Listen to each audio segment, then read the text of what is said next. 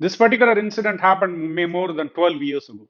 I was organizing a conference, and some of my mentees were going to make an important presentation in that conference. So I decided to teach them the skill of corporate storytelling, of a technique that I was enamored with. Couple of days later, they were supposed to rehearse the presentation. It turned out to be an epic disaster. The mentees did not use a single skill or concept that I had taught in the workshop.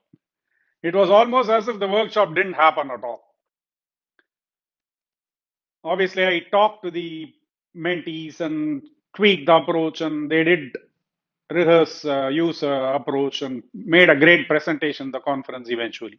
So all is well that ends well. But this particular incident left an indelible mark in my mind. Why did this disaster happen? I've been observing that successful homegrown executives in large firms, or even the 20 something unicorn startup founders that have become prominent lately, they may not stand out in conventional skills assessments.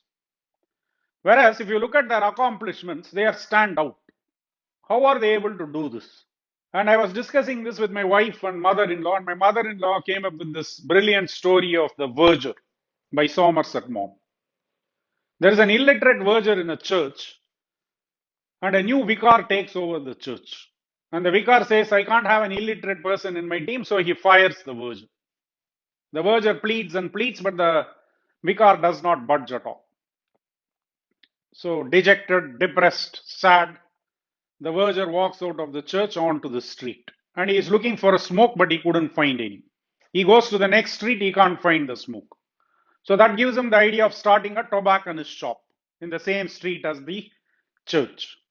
In short order, he is now running a series of tobacconist shops in the city. And one day he was going to the bank and he was depositing close to 30,000 pounds of cash that day. The bank officer who helped him filled out the form and gave it to the verger to review the form. And the verger says, sorry, I can't read, I'm illiterate. The bank officer's jaw hits the floor and he says, imagine if you were literate, how much farther you would have gone. And the verger says in a quiet voice, yeah, I know, I would have remained a verger. How did this illiterate verger do so well?